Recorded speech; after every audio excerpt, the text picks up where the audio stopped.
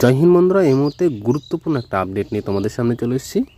তো আজকের ভিডিওতে যে বিষয়গুলো আমরা আলোচনা করব সেটা তোমাদেরকে একটু বলে দিই। তো এই মুহূর্তে যে সবথেকে বড় বিশেষ কোশ্চেনগুলো সমস্ত ক্যান্ডিডেটদের মধ্যে রয়েছে সেটা হলো টোটাল কত ক্যান্ডিডেট ফর্ম ফিল আপ করেছে, কবে থেকে পরীক্ষা শুরু হবে, কম্পিটিশান কেমন হতে চলেছে। তো এই বিষয়গুলোই আজকে এই ভিডিওর মাধ্যমে আলোচনা করব। তো ভিডিওটা সম্পূর্ণ দেখবেন এবং চ্যানেলে নতুন হলে চ্যানেলটা সাবস্ক্রাইব করবেন, কারণ এরকম গুরুত্বপূর্ণ আপডেট কিন্তু নিয়ে আসা হয়। তো চলুন সময় না নিয়ে বিষয়গুলো আলোচনা করা যাক। বন্ধুরা, সবথেকে বেশি কোশ্চেন যেগুলো আসে সেটা হলো কত ফর্ম ফিল আপ হয়েছে।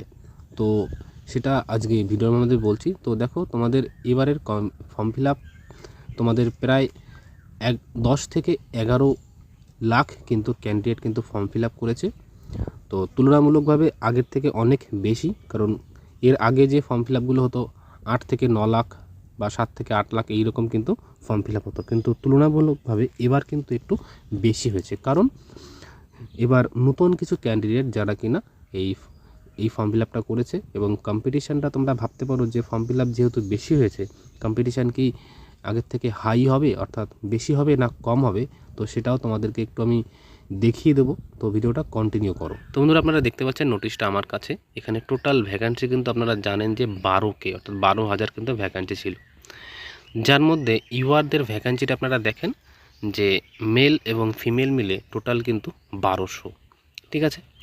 এবং আনরিজার্ভ ইসি, আনরিজার্ভ এনভিএফ, ঠিক আছে, এদের ভ্যাকান্সিগুলো একটু দেখেন।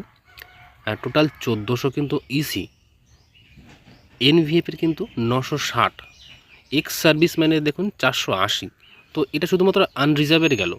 এবং প্রত্যেকটা ক্যাটাগরিতে যদি আপনারা দেখেন, ফ্রেশ ক্যান্ডিডেট অর্থাৎ যারা কিনা ফ্রেশভাবে পরীক্ষা দিচ্ছে প্রথম অবস্থায়, তাদের ভ্যাকান্সিটা যদি আপনারা দেখেন, দেখবেন যে তুলনামূলকভাবে ভ্যাকান্সি কিন্তু অনেক কম। যে টোটাল যে 12,000 সংখ্যাটা কিন্তু মনে হচ্ছে হ্যাঁ 12,000 ভ্যাকান্সি বেরিয়েছে, কিন্তু সেখানে যদি দেখা হয় ফ্রেশ ক্যান্ডিডেট, সেই তাদের ভ্যাকান্সি কিন্তু তুলনামূলকভাবে কিন্তু অনেক কম। আপনি প্রত্যেকটা ক্যাটাগরি দেখতে পারেন, এখানে আমি কিন্তু দেখাচ্ছি, তো আপনারাও একটু গিয়ে দেখবেন। তো সেক্ষেত্রে দেখা যাচ্ছে যে কম্পিটিশনটা কিন্তু তুলনামূলকভাবে কিন্তু হাই হতে চলেছে। বন্ধুরা, পরবর্তী যে কোশ্চেনটা থাকে সেটা হলো পরীক্ষার ডেট দাদা কবে হয়ে থাকবে। তো দেখো, তোমাদের যে পরীক্ষাটা সেটা কিন্তু বলতে গেলে একটুখানি বিস্তারিত বলতে হয়, কারণ তোমরা জানো যে সামনে কিন্তু ইলেকশান, মে মাস থেকে কিন্তু ইলেকশান শুরু হচ্ছে। তো সেক্ষেত্রে তোমাদের মে মাসে কিন্তু কোনো রকম কোনো পরীক্ষার কিন্তু ডেট কিন্তু হবে না। তো পরবর্তীতে তোমাদের জুলাই মাসে কিন্তু 4 তারিখে হলো ভোটের রেজাল্ট। তো অতএব তোমাদের জুলাই মাসেও কিন্তু পরীক্ষা হওয়ার সম্ভাবনাটা 100% না হলেও তোমাদের মোটামুটি জুলাই মাসের লাস্ট উইক তোমরা ধরতে পারো, অথবা আগস্ট মাসের ফার্স্ট অথবা সেকেন্ড উইকের মিড বরাবর তোমাদের কিন্তু পরীক্ষাটা কিন্তু হতে পারে। তো জাস্ট এটা হলো আমার পার্সোনাল ওপিনিয়ন। তবে পরীক্ষাটা পুরোপুরি বোর্ডের সিদ্ধান্তে হবে, সেটা বোর্ড নির্ধারণ করবে যে কবে পরীক্ষা হবে, সেটা তাদের ব্যাপার। তবে আমার এটুকু মনে হয় যে তোমাদের মোটামুটি যে ডেটটা বললাম, মোটামুটি জুলাই মাসের অথবা তোমাদের কিন্তু পরীক্ষাটা কিন্তু হতে পারে।